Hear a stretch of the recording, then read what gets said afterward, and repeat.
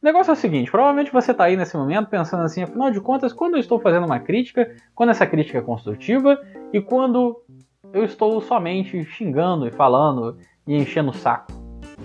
É mentira, tudo mentira. Mentira de vocês.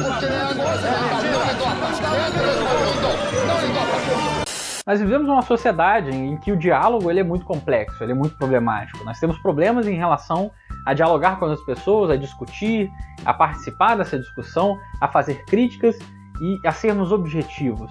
Então, esse vídeo curto, basicamente, eu vou só levantar alguns 4 pontos que eu acho interessantes para você que quer, de alguma forma, discutir e criticar algum determinado ponto de vista da outra pessoa.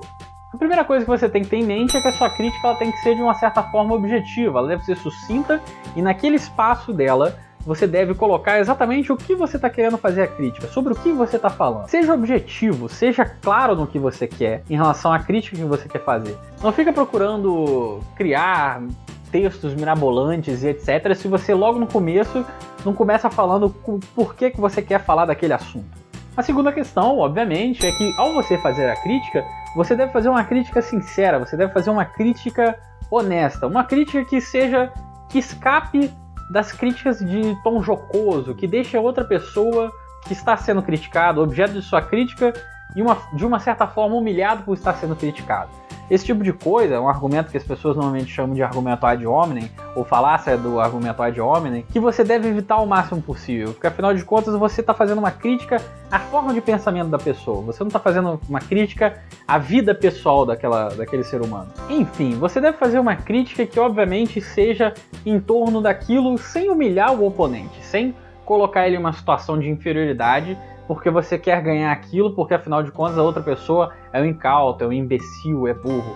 Normalmente esse tipo de crítica, ele acaba caindo no problema de você chamar a outra pessoa de imbecil, de vagabundo, de idiota, de completo inútil. E normalmente esse tipo de crítica não vem dotado de uma grande argumentação e não vem ali quebrando ponto por ponto do que a outra pessoa está falando. Você só vem ali para ofender ela. E obviamente ofendê-la não vai funcionar muito bem. O terceiro ponto, basicamente, é que você tem que ter em mente que tudo que você fala, de alguma forma, tem que ser comprovável. Então, quando você vai fazer a crítica a outra pessoa sobre um determinado ponto de vista, você tem que trazer fatos, você tem que trazer bibliografias, você tem que trazer uma discussão que seja embasada em alguma coisa, minimamente. O escudo do é a minha opinião, essa é só a minha opinião, não funciona muito bem, né? É a sua opinião e a sua opinião será criticada por isso. Sua opinião é embasada no empirismo. O empirismo é importante, obviamente, mas não é só o empirismo que é importante. Nós temos que trazer mais elementos, mais elementos factuais, factíveis, que sejam capazes de demonstrar cientificamente o que você está querendo dizer. Né? Você provavelmente vai acabar se deparando com isso quando você for fazer seu TCC na faculdade, e lá você vai ter que fazer sua bibliografia e colocar todas as suas argumentações. E o quarto e último ponto, que é um ponto que talvez seja um ponto polêmico, é que você tem que assumir a inteira responsabilidade pela crítica que você está fazendo. Assumir a inteira responsabilidade sobre aquilo que está fazendo pressupõe que você não vai fazer uma crítica de forma anônima.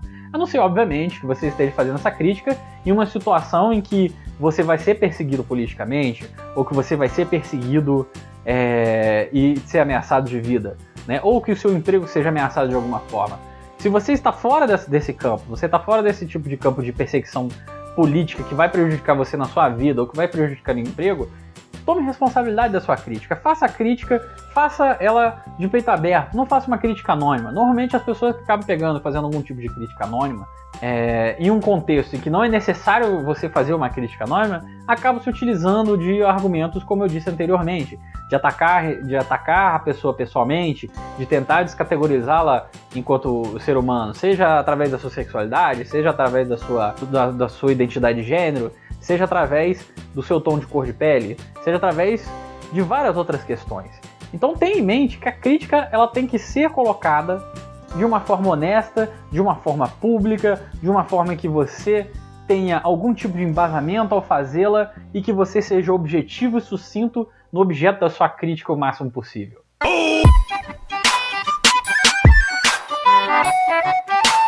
Eu quero lembrar que um vídeo muito bom de referência a essa discussão é o vídeo do André Azevedo, da Fonseca, que é professor da Universidade Estadual de Londrina, que já participou de um hangout comigo, se você não lembra. E se você não assistiu ainda, assista sobre a questão da escola sem partido. Então era basicamente isso que eu tinha para falar para vocês hoje, era isso que eu tinha para contribuir. Se vocês tiverem mais alguma coisa para contribuir, por favor, comentem aí. Não se esqueça de dar like no vídeo, de compartilhar e de participar o máximo possível desse canalzinho lindo, maravilhoso, e pedir para que as pessoas que estão entrando aqui agora se inscrevam. E as pessoas que já estão inscritas, de alguma forma, compartilhem para que outras pessoas se inscrevam cada vez mais. Quanto maior esse canal fica, melhor fica para mim.